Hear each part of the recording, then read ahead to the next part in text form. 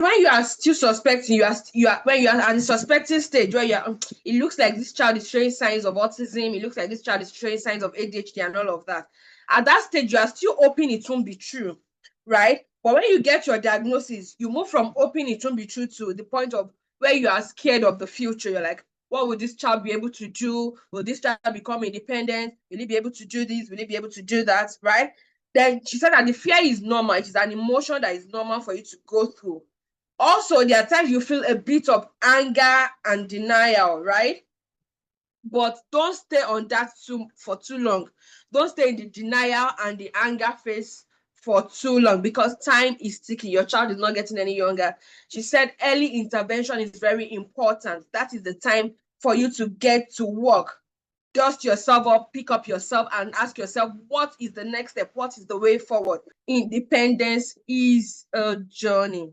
Independence is a journey, right? I'll be talking about how you can set goals and track progress, because it's not enough for you to set goals. You need to also be able to track progress. Is my child making progress? Okay. So if you are supporting a child with special needs, you need to see yourself as an athlete that is running a marathon, not a sprint. See yourself as somebody that is running a marathon, not a sprint. Because independence is a journey. It is a journey. It is a long-term adventure, right? So see yourself running a marathon. The journey to independence is a marathon, right? So what is independence? Of course, we had different definitions of independence yesterday, and my definition is not far from it, but I've just tweaked it a bit. It's an individual's ability to participate in daily life learning and social activities at their own level. Underline that word, their own level. So there is no cutoff mark for independence when it comes to children with special needs. In fact, for all individuals anyway, there's no cutoff mark that, it has to be 90/100. No. It is at the level of the child. So the child is the one that calls the shots for what independence is, based on their own ability. And you need skills, tools, and support that will reduce their reliance on adults, right? So it is basically the ability of the children, of the individual, to participate in daily life learning and social activities at their own level. So independence is not about doing everything alone, no. But it's about being able to do as much as possible for themselves with the right amount of support, or with the required amount of support. So when I say I'm independent, it doesn't mean that I can do everything myself, right? For example, we say, I'm an independent woman, but at least I have support system. I'm working somewhere where I'm getting help from. I have a husband that helps me. I have a child. I have people around me. That is independence. I'm not relying on them. I'm not just jobless and waiting for one man to come and feed me. I'm not just there looking for one househelp to come and cook for me and put food in my mouth. That is becoming invalid, right? So even though I have all this support system, I am still very much independent. Do you understand what I'm saying? So independence is at different levels. So it is your child that calls the independence. So why independence matters? Number one is that it builds confidence and self-esteem. When your child is able to do something themselves, it builds their confidence. For example, Mrs. Tolulope Philemon said yesterday, she said that there was a time my child did something that to other people, they felt like, this is what a child of 7 years should be able to do. She said, but for her, it was a big deal. She was really surprised, really excited. She really celebrated the child, took pictures, videos, sent to her siblings, sent to her husband, the other one was at work, sent to the husband and all of that. And she said she saw the excitement in the child, and the child wanted to repeat the activity, the task again. That is building your child's confidence. When you do everything for your child, you disempower them. You strip them of their abilities to do things. So I remember when I was working in a school, there was a child we met then. The first day this child came into school, when he was enrolled, the parents carried the school bag and the lunch bag for him, and he was just walking. He was even walking as if he was going to fall. He was not very stable because of his disability, right? So they just carried everything for him, and the other parents held him and brought him into the classroom. The SEN department. So We welcomed the child. We had our first session, and it was time to go home. I just carried the bag. I just carried the bag and hung it on the child's back. I mean, it was an empty bag, empty, nothing for the school bag. Nothing was inside. The bag was empty. I just hung it on his back, and I carried his lunch bag, followed him to meet the parents. Do you know the parents were surprised, like, oh, really? So he can carry his bag? And I was like, really? Empty school bag, empty, like empty. Not even a pencil was in the bag. It was just an empty bag. I mean, the bag does not even have any weight. It's not even up to, I'm not even sure if the bag will be up to 10 grams or something. Do you get it? This is making the child look like he's so incapacitated. Right? They even took pictures of it. That's how surprised they were that he could carry the bag. Do you know that in less than before midterm, he was not just carrying the bag, he was carrying the lunch bag. The same boy that they were holding the first day when he was coming to school, before midterm, this boy was not only walking himself, he could even run. That I practically saw the father running after him one of those days when it was closing time and he was running out. Do you know why that boy has been like that? Not just because he was getting the good therapy, but because we have made sure that we are not here to do it for you. We are not nannies. We are therapists, and we are here to push you to get to that point where you need help. You know, and that is why when I see a lot of parents from the diaspora that reach out to us for therapy, these are some of the things they complain about, because the culture of the white people does not believe in pushing a child too much. They believe that, oh, when the child is ready, the child will do it. But for us in Africa, we have a different mindset. We believe that some children just need that push. If you don't push them, they won't get to do anything for themselves. Do you get it? So you need to, I'm not now saying that overburden the child. No, there should be a balance, really. So don't overburden your child, but you know what your child is able to do. Mrs. Dimowa told us yesterday that she said that if a child is able to do something, let me look for it. I know that no child is born empty. Some children need a bit more nudge to get things done. Yes, that was one thing she said. Okay, but she talked about a Montessori adage about not doing for a child what the child can do for themselves. Right? So if your child can do something for themselves, it is actually a disservice to them to do disservice to them if you are still doing it for them. Right? It reduces the caregiver's burden. So as parents, as therapists, as nannies, when your child starts working towards independence, when you enable your child to be able to do things themselves, your burden reduces. Imagine you have a 10-year-old that is not able to feed himself, is not able to use the toilet, is not able to do. You are overburdened. You will get overwhelmed. There are times you might even get burnt out. But when you are deliberate about getting your child to be independent, then your burden reduces. So, and that period of getting that child to become independent can actually be a bit stressful, because what you could have done yourself for the child but in a few seconds, it might take you minutes or even up to an hour to try to reinforce the child, to prompt the child and all of that. But it is a process. Think of it long term. That is why we said this independence is a marathon journey, not a sprint. So you need to think of it long term. It's a long-term goal. Right? It promotes dignity and self-worth. That child will feel important. That child will feel, see, for every human being, no matter who you are, when you are able to undo a certain amount of responsibility, it boosts your self-worth. You feel good about yourself. Especially when you do it well, you feel good about yourself. Even if you didn't do it well, even if it was your first time and it was not perfect, even you would encourage yourself like, Abba, it's my first time, I tried, I beg. Do you understand? It's encouraging social participation. Once the child has done it once and they see how much you celebrated them, they want to do it again. They want to do it when their parents are there. They want to do it when their caregivers are there. They want to do it when their therapists are there. They want to do it when their parents are there, because they want every other person to see it and also celebrate them for it. Right? It prepares for future life skills. That is very, very important, because independence is not actually about now. It's about the future. So if you start doing it for your child now, will you do it for your child till the future? You know, I met a parent. The child at that time was 9 and he could not feed himself.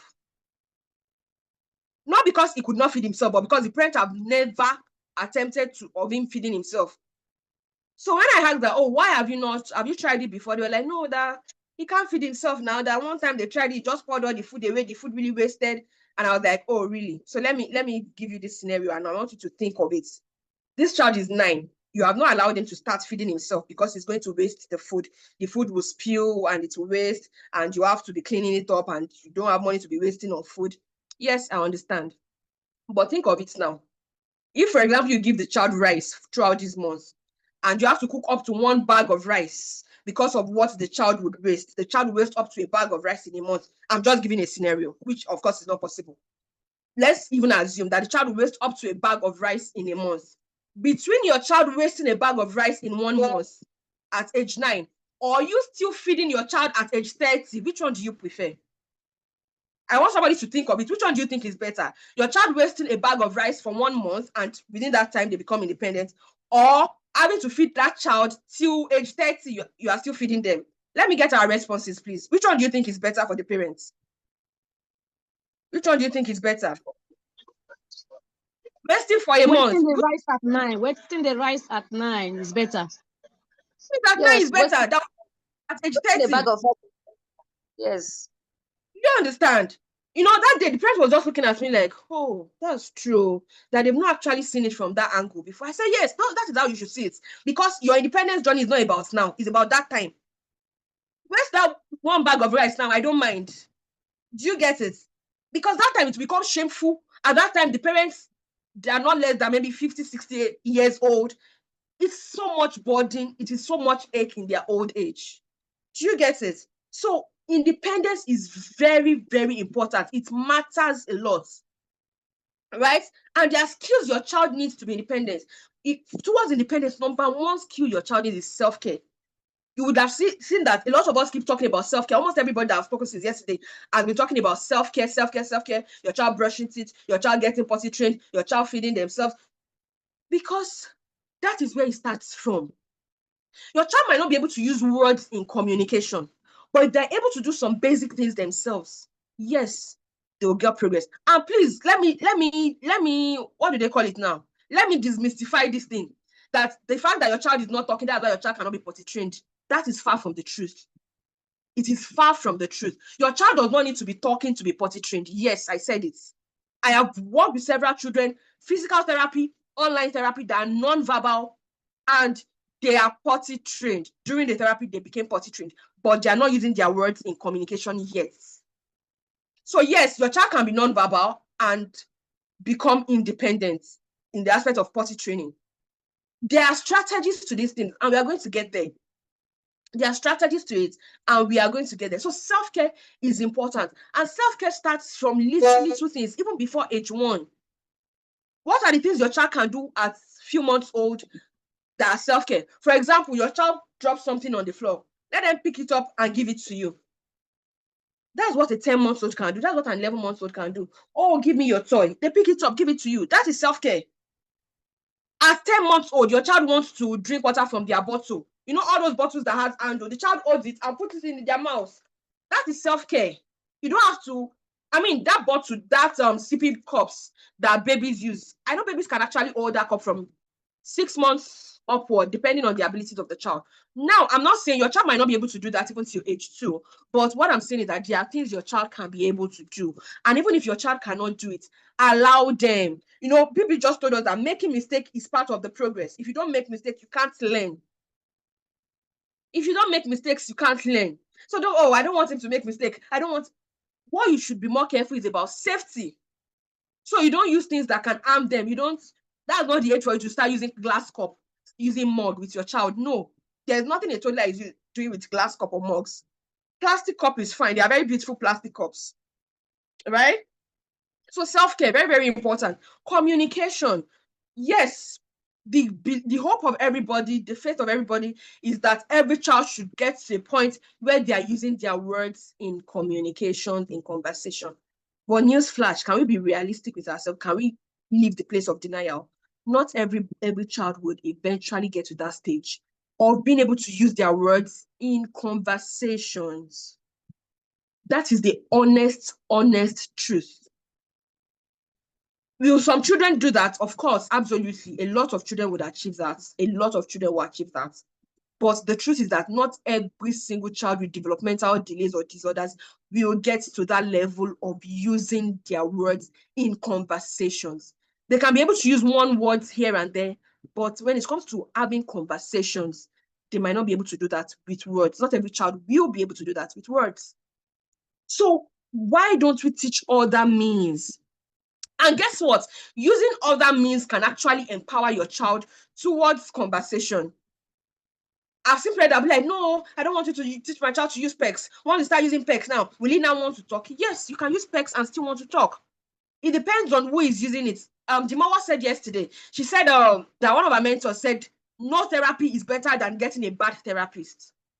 So the problem is when you don't get the right person to work with your child. So ensure that whoever therapist is working with your child is actually trained. That person knows what is doing, not people using guesswork. Like I told you, I've seen school owners that say, what is the big deal in special needs? Is it not just to be patient with the child and the child will start talking and doing everything?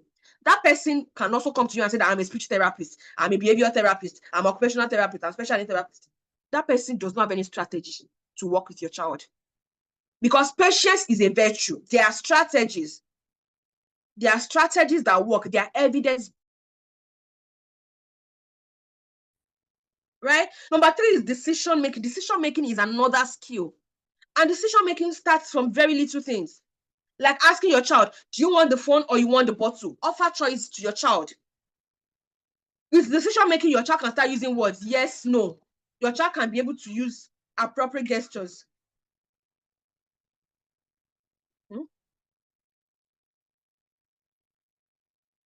Hello, can you still hear me? Please let me know if you can hear me. Yes, I can. Yes, we can. Can hear you. Okay, so you heard me, right? No, there was no part that went off. Okay, all right. Small went off. Small parts went off. Okay, so which part do you want me to talk about again? Which part do you want me to recap? Beginning of that decision making. Okay, decision making. Okay, good. So with decision making, your child can start making decisions from very early years. How do you start? Do you want the bottle or you want the phone? By offering choices. Do you want biscuits or you want cookies or something or bread? Do you get it? That way your child can learn to say yes or no. That's number 1. That way your child can learn to know that, oh, this is bottle and this is phone. That way your child can get to know that you can actually have one instead of having the 2 at a time. Cognitive skills. So many things your child can learn towards independence with decision making. Do you understand? So learn to give your child choices. Don't just say, I think this child is crying, no, take this one. Let the child be able to say yes or no. Let the child, whether it's shaking their head, because some children cannot even shake their head to mean no, because they are not able to connect, not because they have a disability with shaking their head, but because they don't understand that shaking my head can actually be a means to communicate that I don't want something. Do you get it? And when your child is over dependent on you, there will be so much tantrums and meltdowns, so much when they're over dependent on you. But when they're able to make decisions, it reduces the tantrums. Because when you offer something, they can shake their head, they can make a gesture that communicates, that you easily know that, oh, this child does not want this. Or the child just walks away from it, or the child turns away from it, you know that, oh, this child doesn't want this. That is decision making. Problem solving, right? Your child hurts, you have a 4-year-old that hurts, the water spilled, give the child a napkin, let them wipe the table. That is towards independence. The child cannot wipe the table yet. Place your hand over the child's hand with the napkin in the child's hand. Place your hand over the child's hand and you wipe. You are the one that did the wiping, but the child was involved in the process. You are teaching independence. You are teaching problem solving. If you do that consistently for 1 year, you won't get to the point of telling the child, you poured water away, go and clean it. That child will know. Because between that 1 year, you'll have gotten to the process of fading off that your hand over hand support to the point of just using verbal prompts. That water has poured on the table. Pick up your napkin, wipe it. Do you get it? That is, am I saying it is very easy? No. But consistency is the key here. Consistently. No giving up. This zone is a no giving up zone. You give up 1 day, you start over again. Unfortunately, that is what it is. So we don't give up in this zone. Social participation, you want to work on your child's social skills, making eye contact, saying I, saying it. And mind you, making eye contact is not even a compulsory thing. Yes, Remember we said yesterday, it's not every skill that, it's not every behavior that is a bad behavior. Till today, there are adults that claim to be typical, but they can't look you in the eyes when you are talking. Are you aware? And they are not diagnosed to have autism or any of these developmental delays. What is important is that the child is able to listen to you and get the instructions. So even if they are not looking you in the eye when you are talking, you are able to give them instructions and they are able to follow it. That is all that you need. That is all that you need. That is all that you need. Give instructions and the child is able to follow instructions. That is what is important. Because why we expect that, I'm Yoruba and Yoruba will say, Ojulo Rowa, is when you are looking into my eyes that I know that you are listening to me. No, it's not when I'm looking into your eyes that I'm listening to you. I can be pressing my phone and still be listening to you. Even though as Nigerians, we see it as being disrespectful, but it does not mean I'm not hearing what you are saying. And it does not mean I won't give the right response to what you are saying. Do you get it? So what does independence looks like? Now, I said that independence is in levels. Remember, I said that is the ability of an individual to carry out certain tasks at their own level with the right support. So what does independence look like? This is a scenario of a child that wants to pee. This is child number one. For child number one, he wanted to pee. She wanted to pee and she said, she's telling the therapist or whoever, pee. And the therapist is smiling, oh, you want to pee? All right, stand up and go to the toilet. That is a level. For another child, he wants to pee. There is a PEX on the wall. There's a picture on the wall of a toilet. And the child went to the picture and he just starts tapping on the picture. And the adult that was there saw it and be like, oh, I think this child wants to pee. It's when he wants to pee, he goes to touch it. He wants to pee. And you say, okay, pee, go to the toilet. And there's another child that just touching his penis. And by touching his penis, you know that, oh, I think this child wants to pee. Those are levels of independence. All these three people, they have made progress compared to a child that will just stand at that point at wherever spot he is, pee on himself, and once he's done peeing on himself, he continues moving around as if nothing happened. Do you get it? You see this child that is just touching his pee, that most people, especially people that are not involved with working children with special needs, will see it as, what is it? Can't you talk and say pee? Is saying pee difficult? This child has made so much progress and is aware of the need to use the toilet. Because you can see that small picture that shows like a thinking. The child is holding his pee and is thinking of toilets. That child is already aware of the need to use the toilets. Do you get it? So remember that yesterday, Mrs. Megbakwe was talking about when someone asked a question about potty training, that she's frustrated about potty training her child. He said, take your child to the toilet, let the child sit for 2 seconds. See, you see that frequent taking your child to toilets, the goal is not for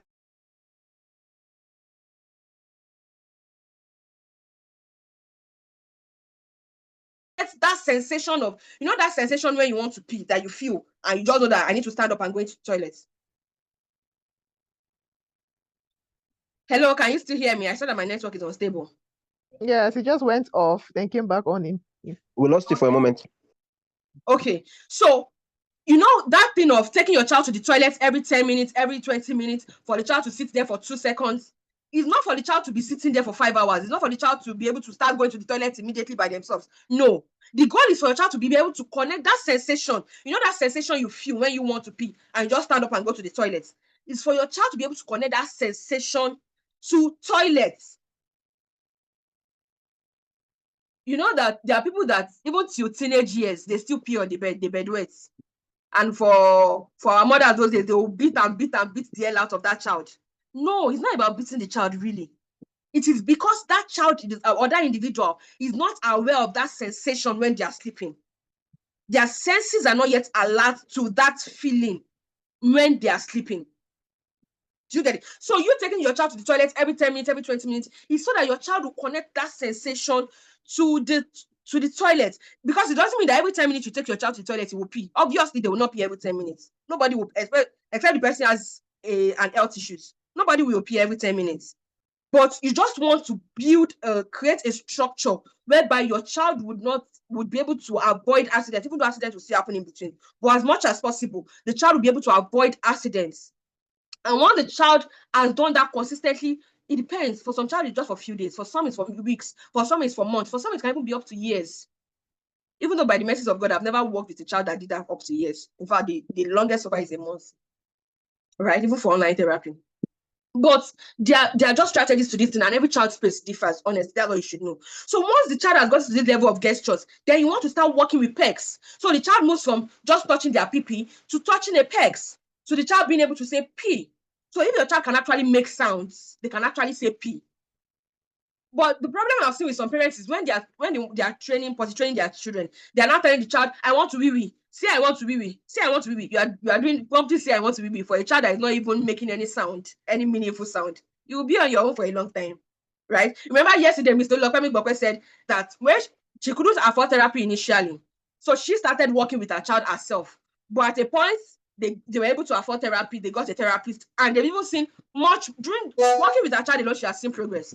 Working with a therapist together, they have seen much more progress. So that is why it is good you work with a therapist and work with a good therapist at that, somebody that knows what he or she is doing. Okay?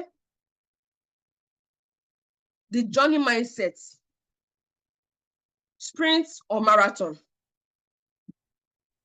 I said that your journey to independence is a marathon. It is not a sprint. And we are going to look at the difference between sprint and marathon. I think that should be in our next slide. It is a marathon. It is not a sprint. See, sprint, why you need the speed and the power for the outburst. You just need boom. You know the way sprint is, you are running 100-meter race. Boo, you just bust out. Boo. Shh. Some people in 2 seconds, in 2 minutes or less than safe, people have run sprints in very short duration, right? But marathon takes hours.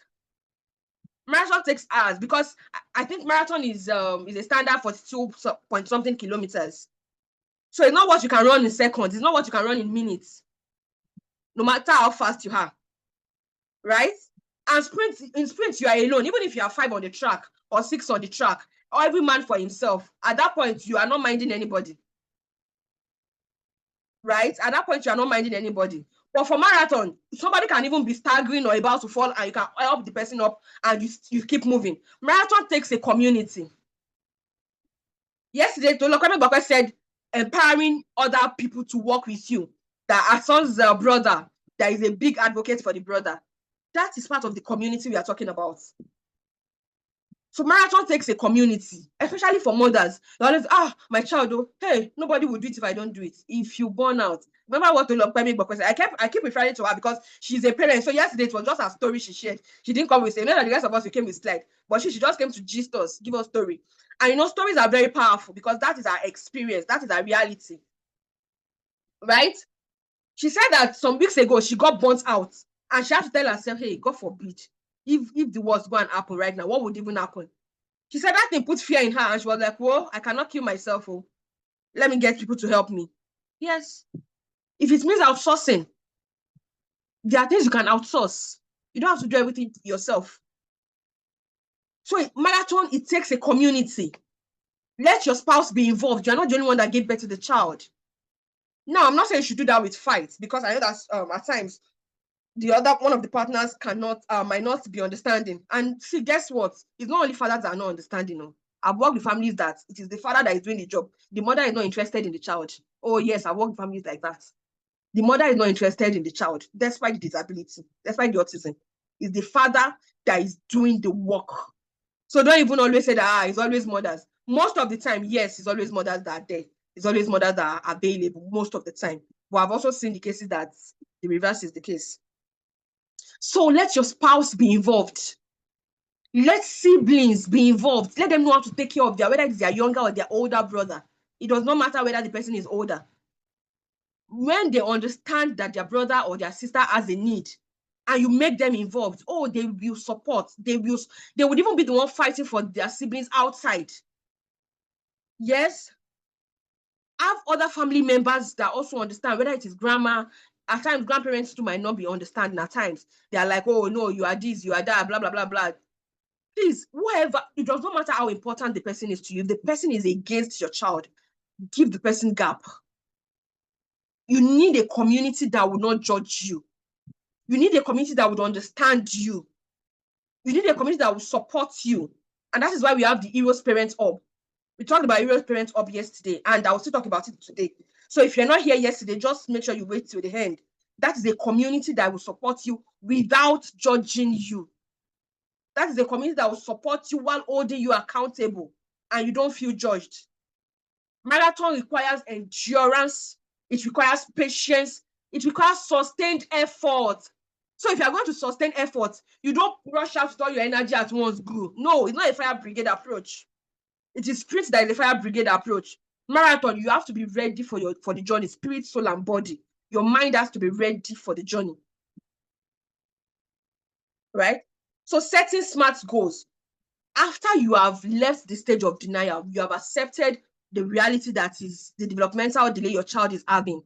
Now, you are setting smart goals. Now, I'm saying this for parents that probably you cannot afford therapy. And you are like, I can't afford therapy. I'm helpless. Let me just wait it out. No, don't just be looking at your child. Start something. See what Tolulope said yesterday. She just had to start. She had to ask herself, what is the next thing? That the prices she was hearing for therapy was scary. She couldn't afford them. That she was not like, what can I do? I need to just start something with my child. So start something. What is that goal you need to achieve with your child? So I use this as an example. Potty training. Remember I said self-care. Self-care is the first thing your child really needs. So potty training, that's the specific. And your goal has to be smart, specific, measurable, achievable, realistic, and time-bound. You don't just say, when we get there, we'll get there. No. Now, it doesn't mean that you would always get there in 2 weeks. It doesn't mean it will be in 2 months. You might set it for 2 months and you might take longer than that. But when you are setting your goal, the way you do your goals for your personal things, for your career, for your finances, that is how you set it. At times, you might not achieve the goal. At times, you might even achieve it before that time, right? Or you might need to extend the time. But at least have a time frame. That one keeps you steady. That one helps you to run towards a goal. So, for example, you're working on potty training. What is the measurable goal? How do you measure it? Your child will be taken to the potty every 10 minutes to sit for 2 seconds for 2 weeks. So you're able to measure it 10 minutes. Every 10 minutes, you take the child there. The child sit there for 2 seconds, and you'll be doing that for 2 weeks. That is clear. It is measurable. Anybody can observe that. Anybody can measure that. Oh, did the child go every 10 minutes? Yes. Did the child sit for 2 seconds? Yes or no? Are we doing it for 2 weeks? Yes. Have we done it for 1 week already? It is measurable. Now, is it achievable? If it's not, adjust as needed. So if 10 minutes is not realistic for you, maybe because of your work or maybe because of what is achievable? Remember, we talked about community. So it doesn't also have to be you that will take the child every 10 minutes. You can take now, the nanny takes the next time, the dad takes the other time, the brother takes the other time. Just set an alarm that everybody knows that when this alarm rings, the child goes to the potty. Guess what? When that alarm would ring to a point that when the alarm rings, the child will even stand up before anybody comes to him and start walking towards the potty. Yeah, that's how routine works. Most of the children on the spectrum, they are routine-based. Right? So if it's not working, adjust as needed. Or when you see that this 10 minutes, maybe the child is becoming overwhelmed with it, you can increase it to 20 minutes, to 30 minutes, every 30 minutes. Or you see that 2 weeks, I don't think we are going to achieve this thing in 2 weeks. You can make it 2 months. Or you see that, this child has even gone beyond 2 seconds. You can increase it to 5 seconds. Just adjust as needed. Is it realistic? Yes, it has to be realistic. So you have to be sure that what you are setting is realistic. Then it has to have a time frame in 2 weeks, in 2 months, in 2 years. Don't set 2 years goal at once, but set something you can measure that won't also weigh you out. Because once you are doing 2 years at once, that's how do you want to measure it? That's too long, right? So now, how do you break it down? This is like an activity slide now. So area of independence is the potty training. That is the goal. And you don't have to have too many goals at a time. In fact, for us at Rubies, I used to tell my therapist, when we are setting the goals, our duration is 3 months, 6 months, depending on what the recommendation we make during the assessment. But max is 6 months. We don't do more than 6 months at a time. 3 months, 6 months. And for 3 months, we don't give you more than 3 goals. We don't give you more than 3 goals. In fact, if you have more than 3 goals in your IEP, it's likely a 6-month duration we are doing with you. It's likely a 6-month duration we are doing with you if you have more than 3 goals in your IEP. That's how it works. So that the parents can also follow up at home and they are not getting overwhelmed with it. Right? But if you are doing it yourself, just work on one thing at a time. It doesn't mean you cannot work on other things, but have a major thing. This is what we are focusing on for the next 1 month, for the next 2 months, for the next 3 months, as the case may be. Just list your priority. List it. What are my priorities? Which one is more important to me? Which one is more important to this child? And it's not really about what is important to you, it's actually about what is important to the child. Because it can be important to you and not be important to the child. You know, I mentioned a child that, what's it called, that could not carry his bag. That same child is this child that actually could not feed himself at age 9.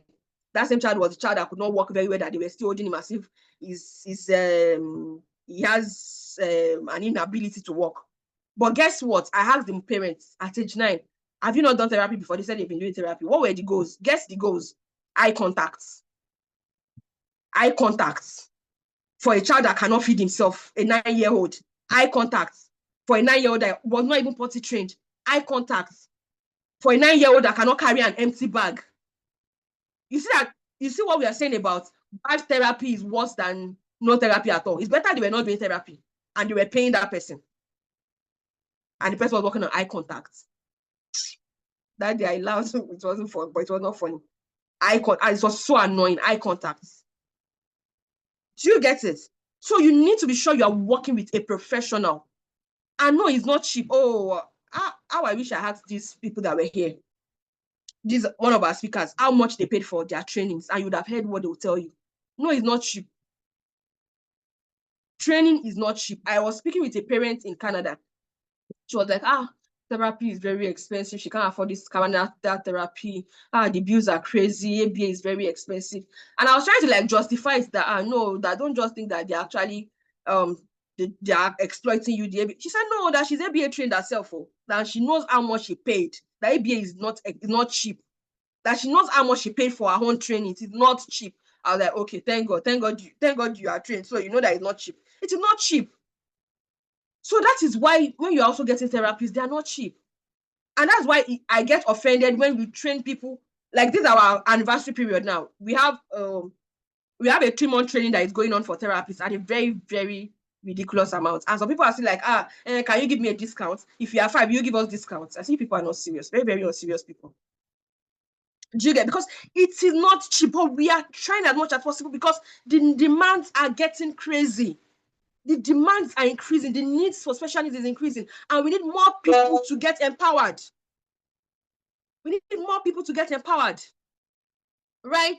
So it is not cheap, but as much as possible, get a professional if you can afford it. If you cannot afford it, join this Heroes community, Heroes Parents community. Join it. You will get support that you need to be able to work with your child independently. Right? So let's come back to this. So let's look at the current ability of the child. What can the child do now? The child can sit on a chair for 10 seconds. Good. So if a child can sit on a chair for 10 seconds, then it means that they should be able to sit on a potty for 2 seconds. So it means that it's not like the child has a disability with sitting. I cannot say that, I have a child that can't even sit for more than 10 seconds and I want the child to sit on the potty for 5 minutes. It's not possible. It will never happen. Right? But if the child can sit on a chair for 10 seconds, then why not? They can sit on the potty for 2 seconds. And you need to make it fun. What are the support strategies? You can use visuals, like a picture of a child sitting on a potty. Pecs. You can use songs, potty time, sit on your potty. You don't even have to have a song. You can create a song for yourself. Create a song for yourself. We are creative people. When we are working with children, we are very, very creative. Create a song for yourself. Model it. How can you model it? I'm not saying you should undress in front of the child. No. But you can still have your clothes well dressed and you sit on a toilet seat while the child is sitting on a potty. You can even sit on the toilet seat, have the potty in front of you, let the child sit on the potty, you hold the child's hand and you are singing. Sing any song the child likes, make silly faces while the child is on the potty. Before you know it, the child is laughing. The child has even forgotten that he has been sitting for up to 5 seconds. Do you get it? And don't overboard the child. Once you've been able to do 2 seconds, you'll be able to get to 5 seconds. Don't say, we've done 5 seconds, and let's quickly do 5 minutes. No. Don't start using force.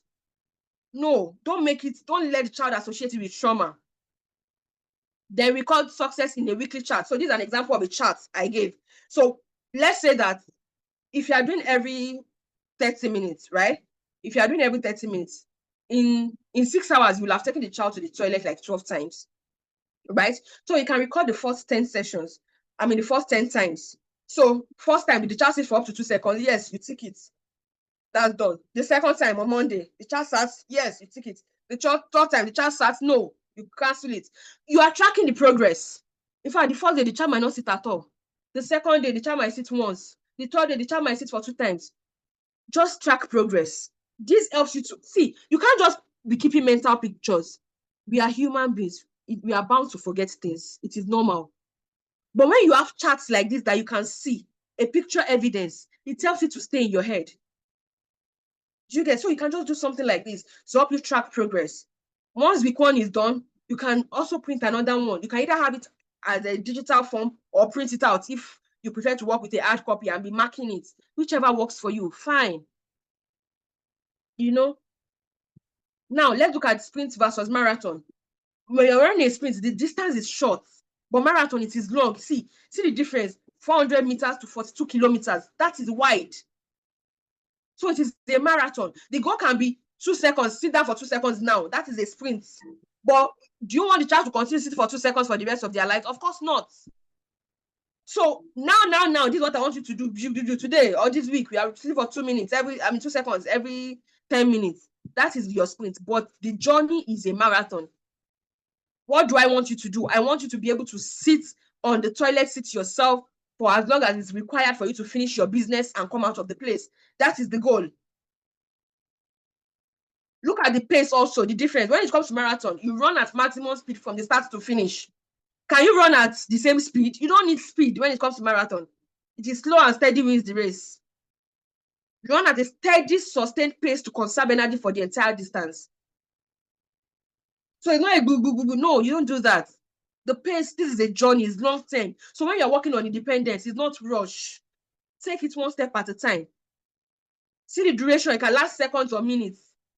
So you can say that, oh, this is what we are doing for this week. That one is a sprint. This is what we are doing today. That one is a sprint. But what are we doing for the next 1 year? What are we doing in the next 10 years? Where do I want this child to be? It might take you years before you get to that full independence, but it's achievable. Your energy use, it relies on explosive power. You just need an outburst of power, like boom, and you are gone. But this one marathon requires endurance and stamina. You have to be able to have that inner motivation. You don't need, of course, you have a community that is motivating you, but you have to be determined right within yourself. If you give up along the way, I remember this is the no giving up. Nobody is giving up here, right? No giving up zone. You focus on acceleration technique and explosive strength. That is sprint. You are just accelerating. You are keep going. But for marathon, you are focusing on pacing, hydration, because you need the energy yourself. If you are not well hydrated, you will give up. And remember, with a no giving up zone, you need the mental endurance. You need the consistent reading. If this is the pace you are going, just keep going at that pace. Don't reduce it. Right? So the journey to independence is a marathon. Is a marathon. Consider yourself an athlete that is running a marathon. So why do we need to set goals and track progress? One is that it provides clear direction. You know exactly what you are doing, just like what I did for you with the potty training. You know exactly what you are doing. You know exactly where you are going. It makes progress measurable. You're able to measure the progress. You're able to track your record. You know that, okay, this is where we used to be. This is where we are now. It builds motivation. When you are seeing the progress, you are motivated to do more. It ensures accountability. If you are not there, you can, if you are not there, you can tell somebody this is what you should do, this is how you should do it. Or the therapist comes, you are able to tell the therapist this is what we've been able to do within this time frame. You are able to account for it. It supports individualized planning. You can plan specifically for your child, especially for therapists. If you have more than one child, you can plan for each child. It's very specific to the needs of the child. Or for people that have more than one children with more than a child that has a special needs, you can't plan the same thing for them because they are unique. Their abilities are different. So you have to plan what would work for that child. It encourages adjustment and flexibility. Remember, I talked about, is it achievable? If what you have said is not achievable, you adjust it. In fact, there are times that your child will even achieve the goal before the time you set. Yes, there are times like that. The child would achieve the goal before the time you set. There's a child in the UK I worked with. By the second session, this boy started talking. Not that he doesn't have words before. The parents actually said that he has words before.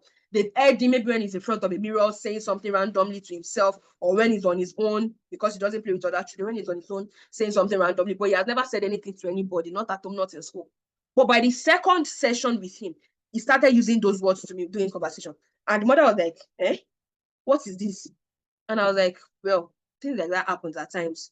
But this is not the norm. I don't even think that this is the norm. Before you go and tell another parent that, that therapist, by the second day, your child will start talking. No. I won't tell you that your child will start talking by the second day. But that is like a miracle. That is one in hundreds or maybe thousands of situations that would happen, right? So for that child, the goal has to change because we have now started getting him to talk in every sessions.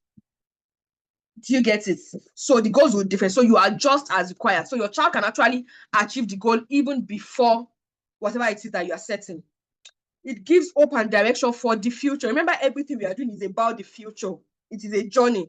So it's about the future. It's about the long term, right? Now, collaboration and progress tracking. Who needs to collaborate? Parents, educators, therapists, nannies, even the child. Everybody is working as a team. This is not where to compete. This is not where to show that I'm more important to the child than the other. No. This is not where to show that I'm the professional here. You cannot be questioning what I do. Oh, yes, you can question your therapist. You can demand an explanation. Oh, why are you doing this activity? What's the purpose of this activity? Can we do this? Can we do that? They would explain to you. If they think that what you are saying is not realistic, they would explain why that is not the best strategy to use. I remember the parents that had a child that was not verbal. The child wasn't talking, but the parents wanted the child to start reading. That's not a realistic goal because the child was already 9 years old, and at age 9, the child was supposed to be reading on a normal day. We are not talking about what is obtainable on a normal day. We are talking about what is obtainable based on the developmental age of your child, and that is why assessment is important. Somebody was saying yesterday that she does not even know the developmental milestone of a child. That is why assessment is important. Assessment will help you know where your child is in terms of their milestones. So you relate with your child based on their milestones. See, when you understand where your child is at based on their milestones, there are things you won't do. So, for example, you can have a 7-year-old, right? But in terms of their communication, they can still be like 8-month-old based on assessment. They can still be like 8-month-old. In terms of their self-help skills, they can still be like maybe 10-month-old. Now, you would relate to them based on what would I expect from an 8-month-old in terms of communication? What would I expect from a 10-month-old in terms of self-help skills? That is what you would do. That is this yardstick you would use to demand an expectation for them, not based on their 7-year-old. If not, you'll be so frustrated, you'll be so angry, you'll be in denial. Do you get it? But if you're able to work on the realistic of their developmental age, you will get more progress. You will see more results. You will be more excited. And that is why assessment is important. I've heard a lot of parents say, see, I keep doing this assessment. I don't want to do assessment. Sorry, we wish we can actually work around, but assessment is important. It's important. If you really want progress, if you really want to be able to track progress, if you want a correct report, assessment is important. Right? And assessment is also not cheap because there are screening tools that are being used depending on what you are doing. Right? So collaboration is very important. Tracking is not about pressure. It's about recognizing efforts, celebrating small wins, and knowing when to adjust support. That is why you need to track progress. Each tool ensures no step goes unnoticed. So when you are tracking progress, these are some of the things you need. You need your checklist. It helps you to promote routine and predictability and self-monitoring. So checklist, for example, you are working on dressing yourself. What are the things the child needs to do? You can even have a chart, step 1, step 2, step 3, step 4. These are the checklists. Did it get each of the steps correctly? You know, you can just do something like that and you tick it. Progress charts, just like what I showed you previously for the potty training that I had Monday to Sunday and I had number 1 to 10. That's the progress charts. You can even make it into a graph, you know. It depends on what you're looking for. You can use journals. Journals bring healing, resilience, and growth to parents along the journey of raising a child with special needs. You know, it helps once you're able to journal every day what is happening, what progress was made. It helps you to keep making it helps you to keep going. It builds your resilience. And guess what? Your journal might even be the same thing. It might be the same thing you are writing for the next 2 weeks. Yes, it's possible. A new thing might not happen in 2 weeks, in 1 month. Yeah, but that is not a reason for you to give up. Know that this child is learning something in their subconscious. But trust me, learning is happening every day. Learning is happening every day. Right? Are we still together? I hope you can all hear me. Let me see. Yes. Yes, Good. yes. And the last one is videos and photo evidences. I saw somebody that wrote yesterday, and one of what I've learned today is to always make videos, especially for you as a therapist. See, there are even parents that won't even read reports. When you send them progress reports, they don't read progress reports because they don't have time or whatever reason. But have your own documentation, because a day will come, parents will tell you that my child has not made progress. Meanwhile, your child has made progress, but their expectations are high. There was a parent recently that they've actually been complaining that, oh, it's the same progress we've been recording for months and this and that. What's happening? I don't know. This, and we keep explaining, at times it can look like that, but this, but that. But then I understand. They don't expect that at least every month there should be something, which is not actually out of place to expect. But then the pace of every child differs.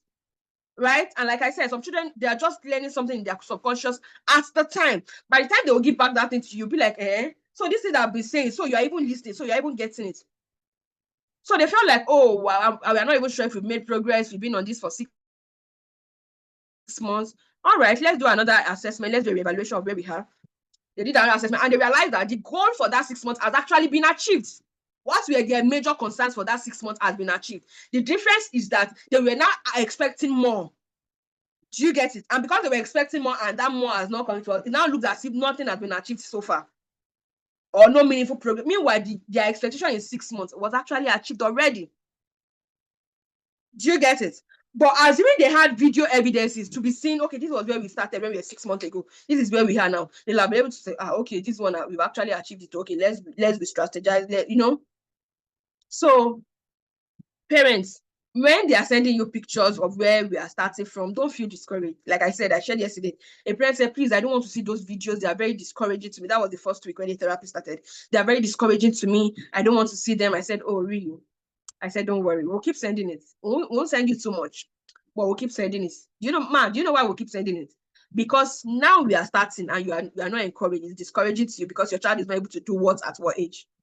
But I can tell you, in the next 1 month, you'll be the one asking for more of those videos. By the time you see your child doing all of those things. And guess what? It was not even up to a month. She was not the one asking for, wow, so she's able to do this now. Please send me more videos. Let me see more videos. Hi, it's encouraging to me. That is it. So keep video evidences. Yes, I like to share stories too. I like to share stories. Right? So I'm going to share 2 stories. This is story of Kanye Chukwu Okeke, the Guinness World Record holder for the largest painting. Now, this is a boy here in Nigeria, here in Abuja. So, a lot of time be like, oh, he's in the US, he's in the UK. In fact, I've even seen people that say that they want to jackpot because they have a child with autism. I smile. I wish some of our parents in the diaspora here can share their story. I wish I could just call on somebody to share their story. Like, a woman was telling me, forget it. Not parents in the diaspora can reach out to you for therapy. I'm just looking at that. Maybe you are not in my organization. I'm the director of the organization. I know how many parents in the diaspora we are working with. He said, what? In fact, I reached out to an organization. They're excited to have my child. They're excited to. I just smiled. All right. It's good. It's good. You know why? If you are waiting for the government, it takes years before they get access most of the time. And even while you are waiting, if you have access to therapy, for some people it's once in 6 months. Yes, I'm talking about my clients that I've worked with. Therapy they get is once in 6 months. For some people, it's 30 minutes in 1 week. That's what they get. Right? In fact, even the 30 minutes in 1 week is actually for those that have assessment already, that have diagnosis already. But if you don't have diagnosis yet, it's once in 6 months. In fact, there's another parent I'm working with. They don't have diagnosis yet. It's once in a year they get therapy. And no, I'm not exaggerating what I'm saying. I am not exaggerating it. Okay, somebody said, true, I can relate. This is actually one of our parents. True, I can relate. So don't even think that many of the parents who work with in the diaspora, many will say, I wish I can come back home, or I wish I can just send this child home. But how will I now leave my child in Nigeria and be in the US? How will I leave my child in Nigeria and be in the UK? So don't even think that, oh, it is, and that's why I'm using the Nigerian story, because a lot of times people, and the problem is that we in Nigeria, we don't get to share our stories. That's the problem. We don't get to share our stories because of stigmatization, because of this, because of that. If you go to our social media page, you will see that you are not seeing real parents sharing things. In fact, it's even recently. Now we have one, and the parent even requested that our face be covered. But by next week, we'll share another one of a parent that doesn't mind whether our face is being covered or not. That's the winner of our last year 2 million naira scholarship for our child. So she actually gave her own testimonial, and she said she doesn't mind if her face is not covered, if that would make it very credible. So you get it. So we are, because, and it's not actually anybody's fault, the parents' fault. It's actually because of the stigmatization that is going on around in the world. It's because of the stigmatization that is going on around. So we don't get to share our story. But those people, they are very free to share their story. They are very free to share their story. Right? So I'm going to share the story of this boy in Nigeria, and I'm going to share the story of another black boy or black young man that is not Nigerian but British. Okay, so this is Kanye Chukwu, diagnosed with autism and ADHD. His love for art was discovered at age 4. Currently is 15, I think. Yeah, I think it's 15 now. His love for art was discovered at age 4 when his friend noticed he had an unusual fascination with colors, shapes, and paintings. Now, somebody asked a question yesterday that a child is doing something, they don't like it, they want to stop it. Look at this child that loves colors and painting, that is usually fascinated with colors and painting. In fact, the parents said he experienced meltdown when they asked him to stop painting or taking breaks. Now, why do you think the parents will have said stop painting? Don't you think it's because probably he must have painted the walls of their sitting room? Their sitting room probably would not be a normal paint. Everywhere would have been somehow at age 4. Maybe the tiles in the sitting room is painted. Everywhere is painted. Their books, their bags are painted because he likes painting. And of course, at age 4, he was just exploring. He was still exploring. Imagine they've beaten him to stop it. They forced him to stop it because they don't like it. Because their house is not looking good for visitors that will come and be seeing their house looking messed up. Or all the child's clothes are filled with paints that are not washable. And the child is looking somehow. They are not very looking presentable because of visitors that will come. So there are some things you don't owe anybody any explanation. Tolulope said that yesterday. You don't owe anybody any explanation. About your child's behavior, you don't owe them any explanation. Right? At age 15, his artwork titled Impossibility is a Mystery. That's the title of his artwork. Measuring 12,303.87 square meters. That's 2 times the size of a football field. So if you've seen a standard football field before, how big it is, that painting he did is 2 times the size. And this is the picture here. This was snapped with a drone from many feet away. This was snapped with a drone. That's why it's looking that small. And it didn't even capture everything. Right? And he won the Guinness World Record. That was April, I think, during Autism Awareness last year, was presented the award, Guinness World Record for the largest painting by an autistic individual. So what are the lessons we can draw from Kanye Chukwu's story? It tells us that individuals with autism can actually achieve global recognized milestones irrespective of their age. They can achieve globally recognized milestones irrespective of their age. His success underscores the impact of nurturing environment and structured routines. So when the parents discovered that strength, what did they do? They started nurturing the environment and structure his routine, nurture his abilities. Okay, it looks like he has unusual love for painting. Maybe let's explore that. Let's see that. Creative expression can powerfully communicate inclusion, identity, and possibility. And it helps to shape perception of autism from limitation to possibility. So the disability, a diagnosis does not limit your child. That's one of the things the parents said yesterday. Don't let the diagnosis limit your child. You know, another parent reached out to me from, was it US or UK, that she wasn't seeing the need for therapy initially. The child is 10, has a learning difficulty, dyslexia. She wasn't seeing the need for therapy initially for any support. But when she heard that based on a child's diagnosis, they can actually be limited, that in WAEC, they have, I've forgotten what she said. She explained it to me, and that was why she was like, so this diagnosis would actually limit a child. No, that if a child that has learning difficulty, we write one maybe level 2 exam or something, and they cannot score more than a C. And she was like, no, a child can actually do more than that. So for her, it's because in school, actually, they don't push the child. Once the child is not interested in the activity at the time or in the learning or whatever, they'll just say, just leave him when he's ready for it, he will do it. And she'll be like, she said the African mother in her is just fighting that mindset. Like, what do you mean by when it's ready? He's always, you can't wait for him to be ready. You have to push him. But then their culture is different. So that doesn't work with them. Do you understand?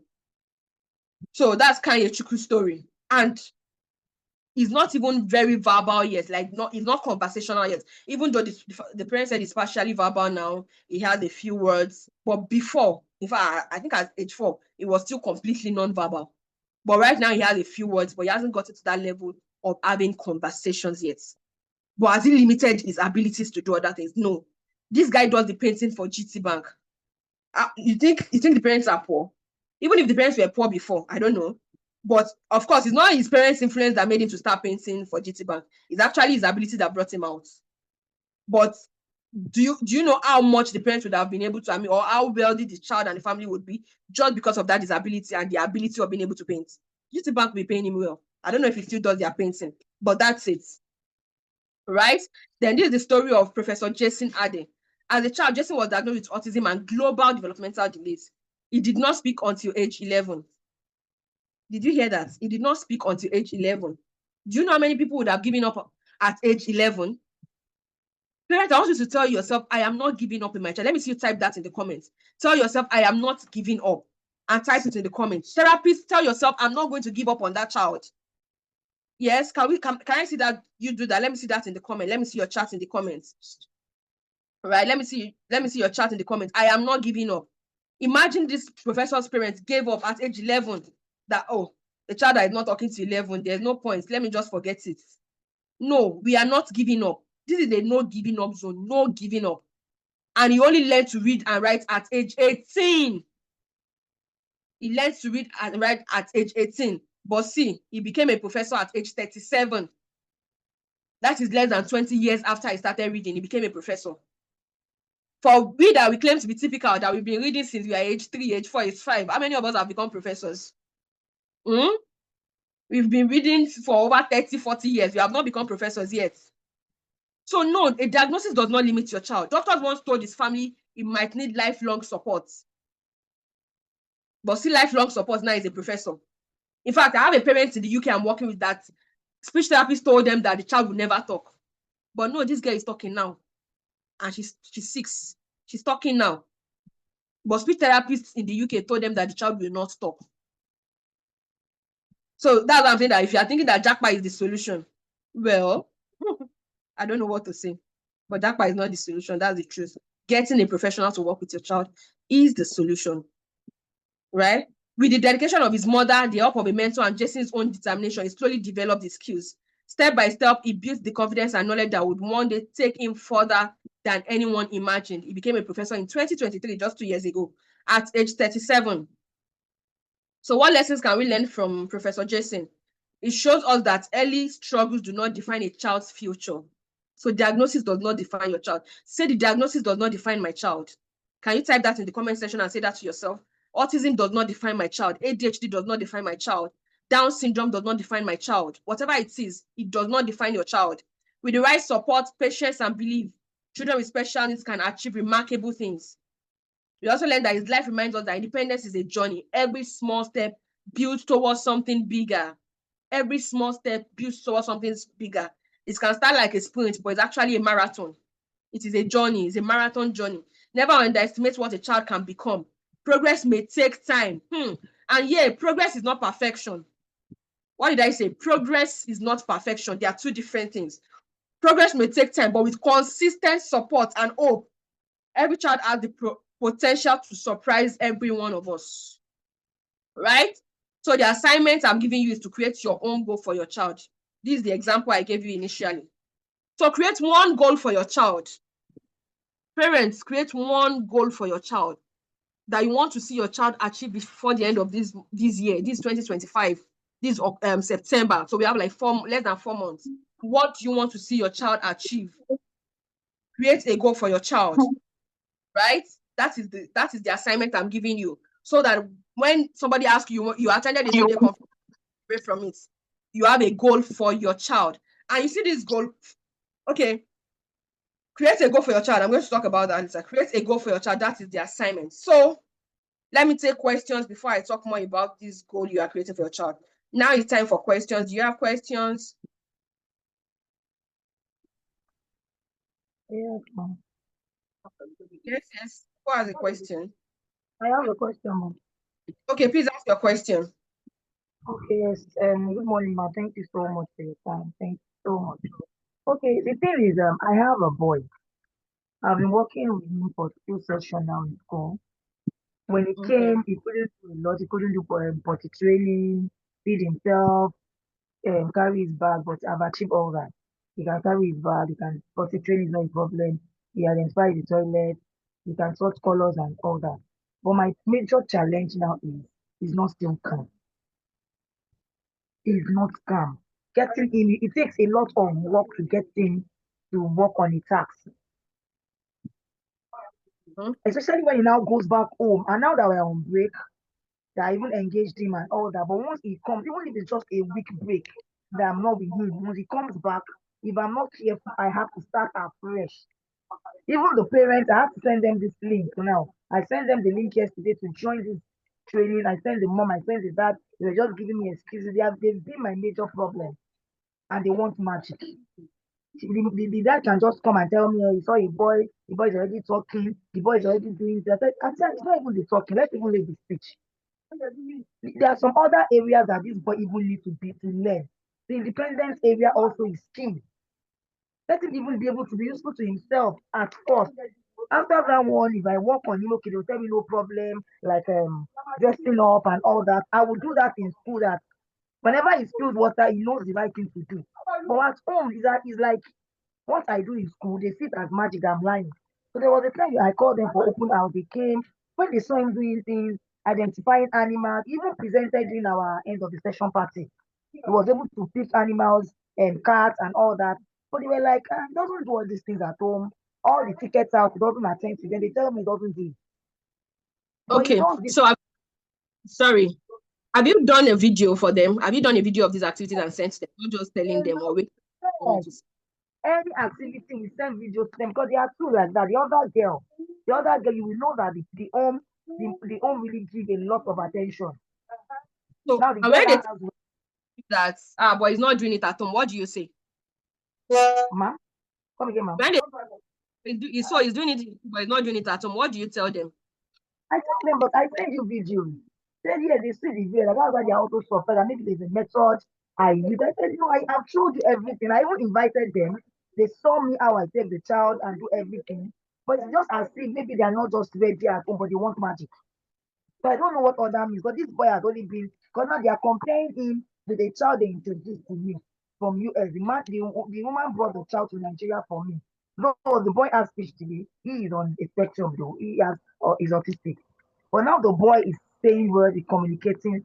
They are now seeing as if maybe the parents that brought the child from the US, they are paying me more. Maybe I'm giving more attention to that guy and I'm not giving to their son.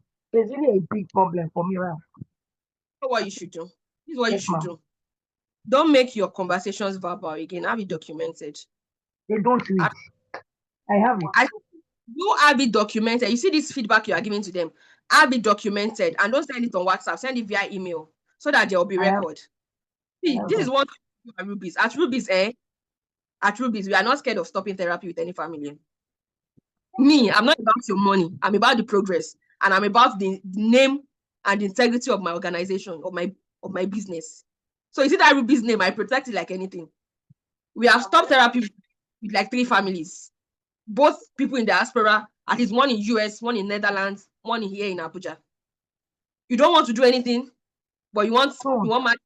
I know we don't do it. We work together. You work together. So send them that. Let them have a document. This is what it's not fight or it's not fights. Do you understand? You are not. It's not like you have issues with the family. You don't have issues with the parents, and you don't have issues with the child. What you just do is that have it well explained in a document and send it via email and let them know. When you send it via email, send them a WhatsApp message. Ma, I sent something to your email. Sir, I sent. If you have both parents' email, copy both parents. This is okay. what you should do. This is the goal we are working on for so time. This is what you should do. If they are not agreeing to do it after like giving them 1 month notice, they are not agreeing to do it, then you send another one. Ma, please, I just said I should inform you. If you are not doing this, you might need to stop working with your child. But from what you are saying, I think you are working. So if it is in a Yes. school, it is you don't have so much power over it to say anything. I have power because I handled my department. They gave me a space. I was one that created the space. It's like a partnership with the school. Oh, good. So if that's the case, let them know and let them know that you stop and truly stop. Don't just, you are not threatening them. It's not a threat. You just need to protect your interest, protect the name of your brand, of your organization, of the school, you know. So really, that's what I Okay, would say. Honestly, some parents are like that. And if you don't do that, they won't know how serious it is. So that's the okay, truth. Yes. thank you so much, Unkazi, please unmute and ask your question.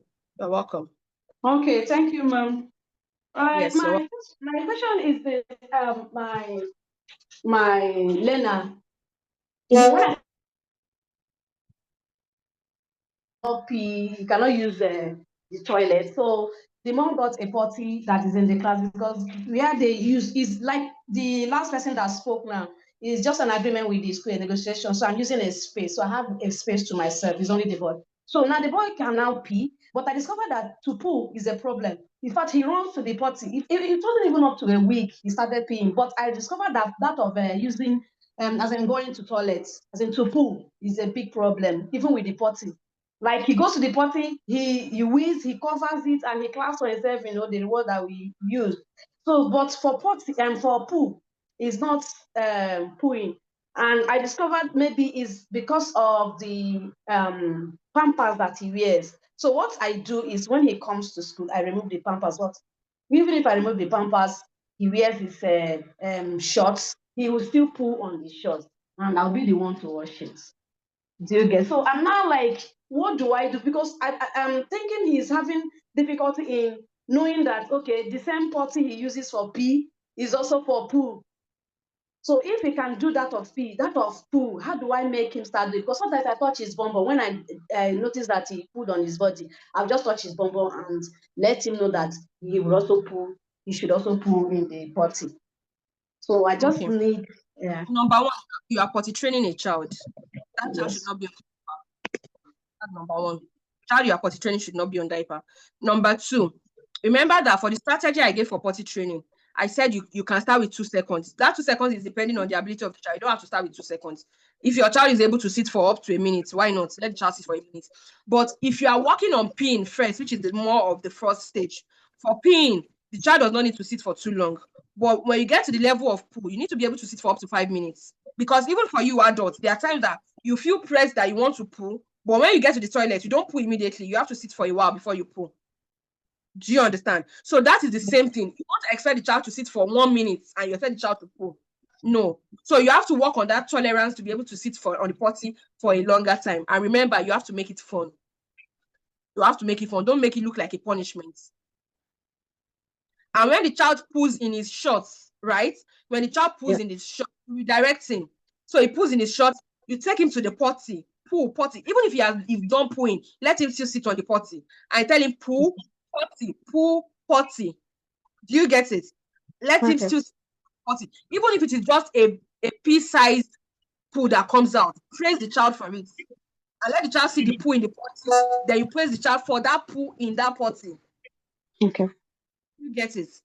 Because if a child to understand that I have a sensation when I want to poo, they also have the ability to understand that I have a sensation when I want to. I mean, if they understand they have a sensation when they want to pee, they also have the ability to know that they have a sensation when they want to poo. Do you understand? Yeah. Okay. Mrs. Evelyn, please Okay. unmute the question. Please, for therapy, especially those that are my students, remember I still have sessions with you in 2 weeks. So we can take our session I can take your questions during our session. I want parents now. Miss Evelyn, Miss Evelyn, please ask your question. But please, I want parents. Good morning, everybody. I'm a Good morning. parent. I'm a parent, and I'm in your 3 months course. Number one, I want to appreciate you, Sister Tolulope. I called you sometimes ago. That when I come back, I will call you again. That's it. I want to thank you very much for this course, especially for these 2 days training. In fact, one thing I learned yesterday, I put it into practice now. My son is 19.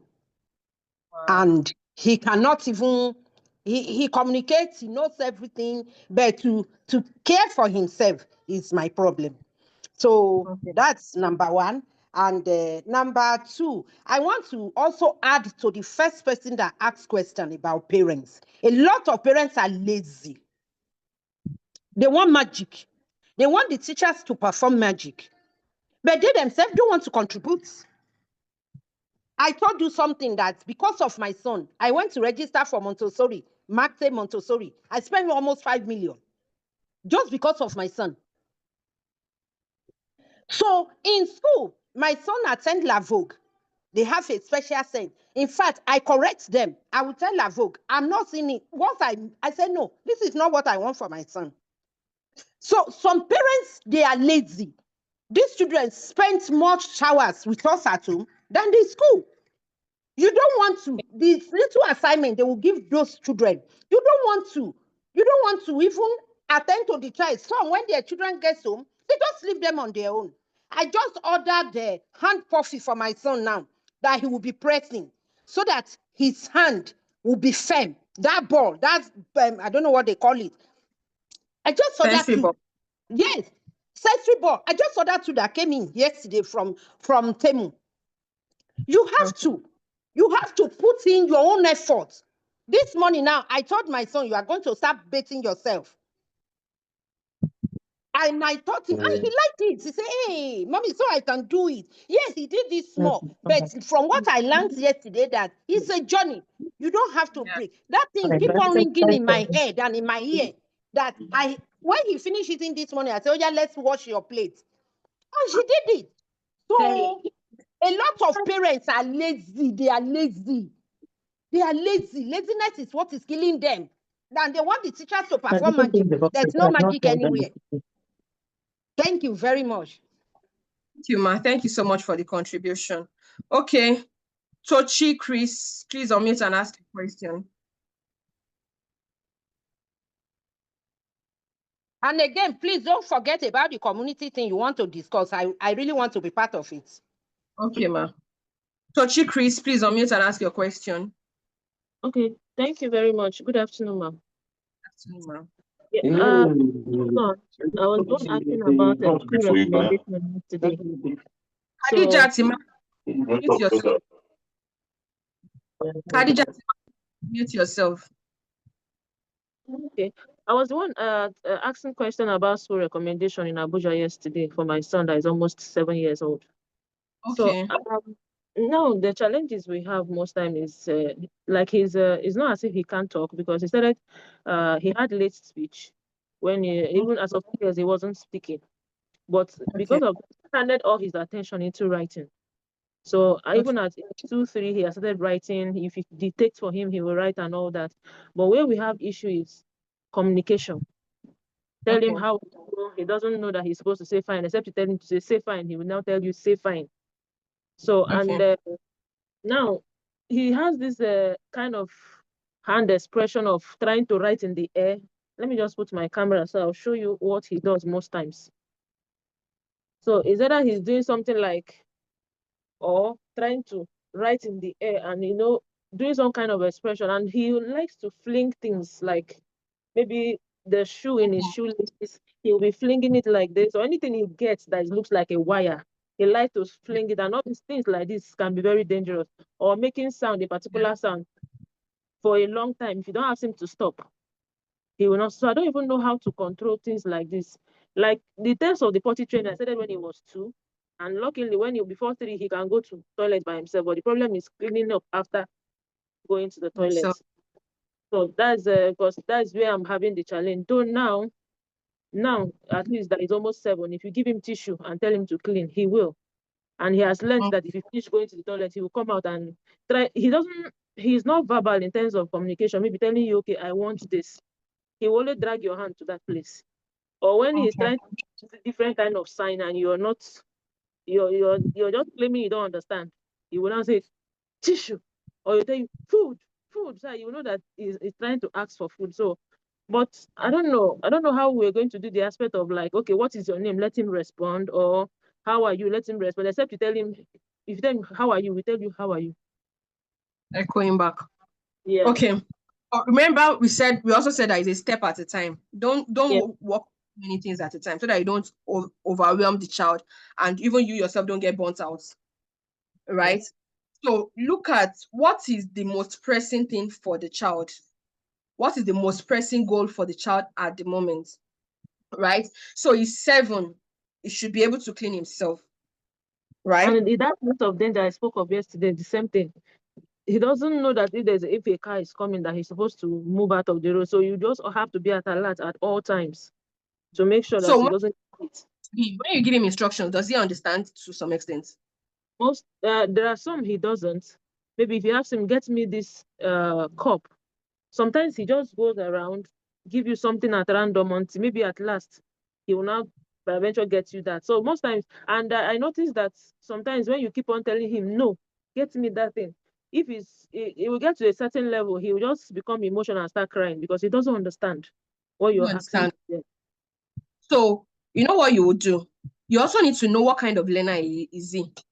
But have you tried visuals with him? Visual support. It probably might be a visual learner, maybe, or it might be kinesthetic or anyone. But most of the time, children on the spectrum are very visual. They are very visual. So when you are explaining something to them, you might need to use a visual support. So in the aspect of what's it called now? Of awareness of danger, that one is even more important to you than cleaning himself after pot now. Yeah. The Because only if thing he's he knows now is hot water because that's steaming. Once he sees it, to him, most times if he sees that smoke, he feels as if the water has already poured in because he has had experience of burn. So now he when has the next thing you see him doing like this because he'll just disappear from that place. He knows that one is hot. But in and you terms can't of um, allow him to have experience of everything because there are things that might not be redeemable. Do you get mm, it? So in that sense, this awareness of danger is more important because for a 7-year-old, if somebody sees him outside, they will say that a 7-year-old should know that car is coming now. Do you get it? So you need to use something like social stories. Do you have a therapist you are working with? we're actually looking for one. Initially, we just I and my family that is working on him.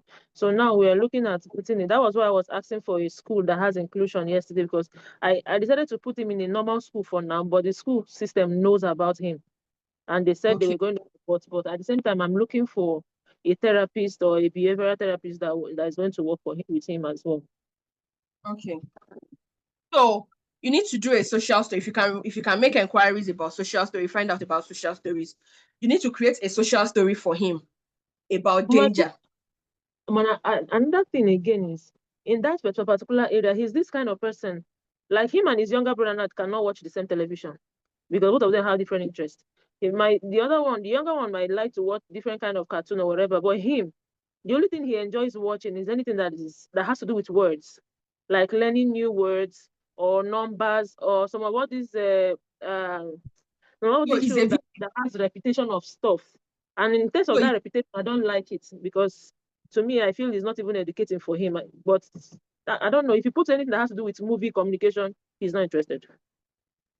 He's a visual learner, so you need to work on that. You need to get somebody to work with you. He's a visual learner, and he would gain a lot and improve his comprehension. And once his comprehension is improved, these other things that you are looking at him achieving would also improve, right? In fact, once his comprehension improves, his communication would also improve. Because a lot of children are not able to use their words in conversation, even though they might have the words. The reason why they can't use it in conversation is because they don't understand what you are saying. Yes, because in terms of other things, if you ask him to do it, writing and all that, or do dictation for him, he can do all those ones. But I notice in terms of maths, because most times for you to solve maths, you need comprehension. So he's having a little problem with maths. So you need to get a professional to work with. You need to get a professional to work with. All right, Deborah Jibade, please ask a question.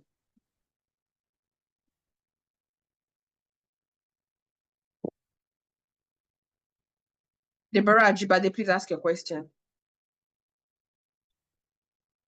You are muted. We can't hear you. You are muted.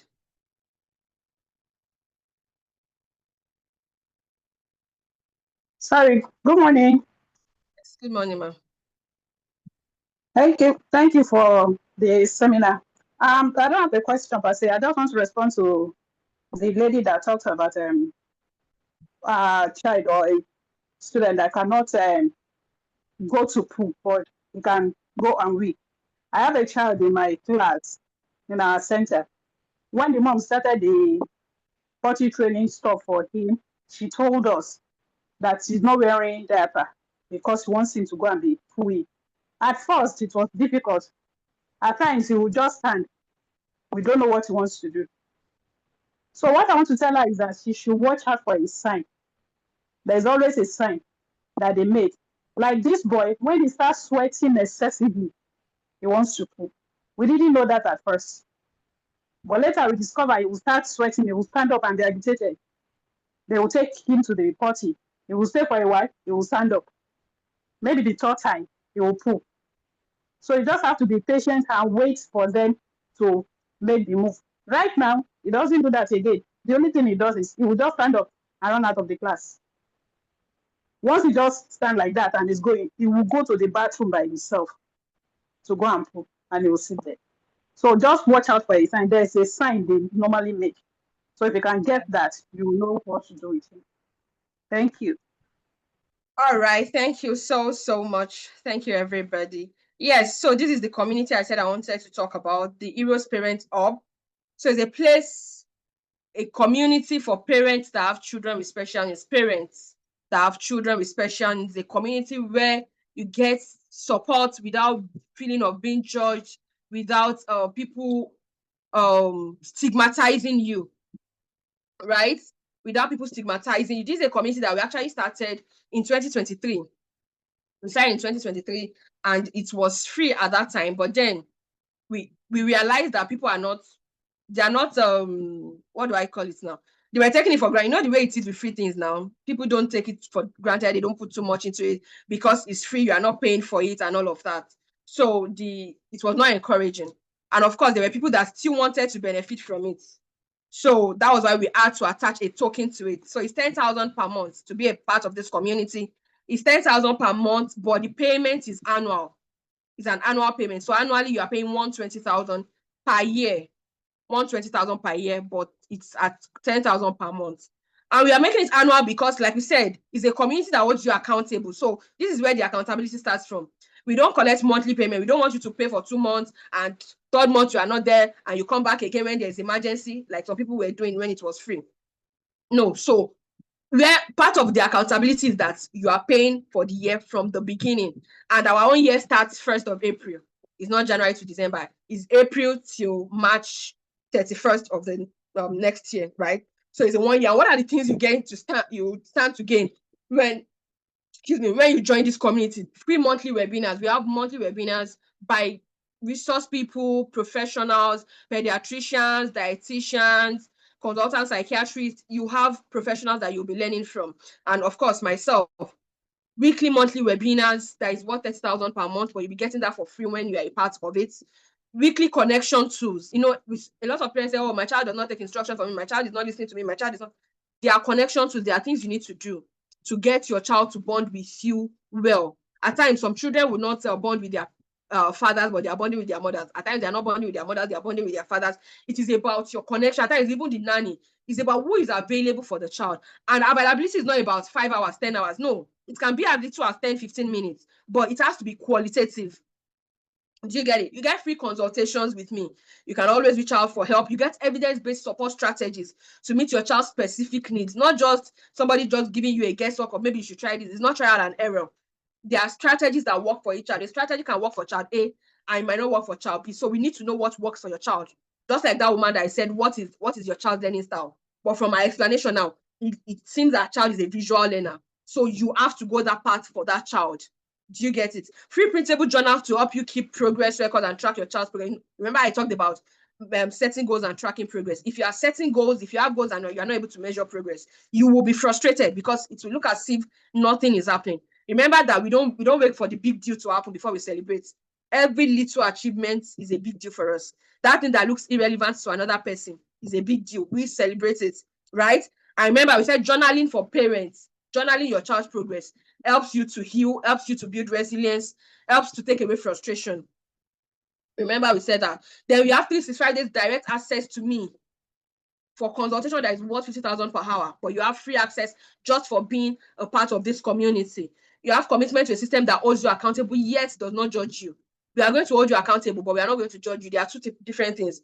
It's one thing for somebody to hold you accountable, it's another thing for somebody to judge you. We are going to hold you accountable.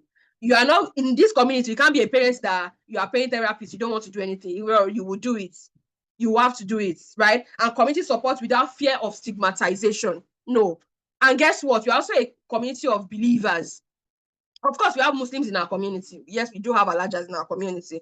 We have Muslims, but we are a community of believers. For me as a person, I believe that therapy is a strategy and prayer is a weapon, right? So for me, I combine prayers with strategies.